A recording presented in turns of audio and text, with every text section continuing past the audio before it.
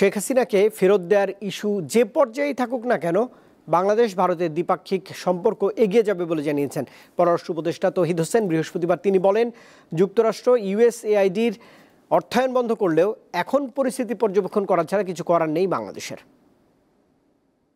Indian ocean কনফারেন্সের সাইডলাইনে গত 16 ফেব্রুয়ারি বৈঠক করেন বাংলাদেশের পররাষ্ট্র উপদেষ্টা তৌহিদ হোসেন ও ভারতের পররাষ্ট্রমন্ত্রী এস জয়শঙ্কর। যেখানে দ্বিপাক্ষিক সম্পর্কের নানা বিষয়ে আলোচনা হলেও তেমন একটা কথা হয়নি ক্ষমতাচ্যুত প্রধানমন্ত্রী শেখ হাসিনার প্রসঙ্গে। ওমান থেকে দেশে ফেরার পর বৃহস্পতিবার সাংবাদিকদের সেই বৈঠকের বিস্তারিত জানান পররাষ্ট্র উপদেষ্টা।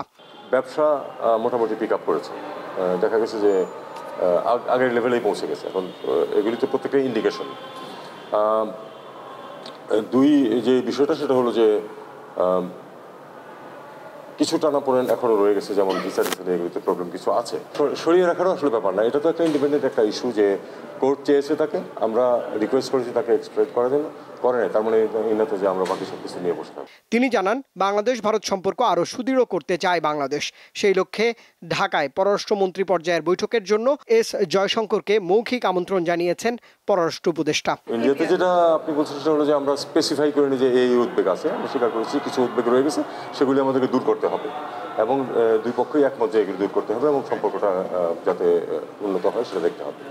আমি তাকে ইনভাইট করেছি যে আমাদের তো ফরেন সেক্রেটারি লেভেলে মিটিং হয়েছে, ফরেন মিনিস্টার্স লেভেলেও কিন্তু আমাদের একটা মেকানিজম আছে। যুক্তরাষ্ট্রের নতুন প্রেসিডেন্ট ডোনাল্ড ট্রাম্পের অর্থায়ন বন্ধের বিভিন্ন পদক্ষেপ বাংলাদেশ এখনো পর্যবেক্ষণ করছে বলেও জানিয়েছেন তৌহিদ হোসেন। রুবায়েত হাসান, দীপ্ত সংবাদ, ঢাকা।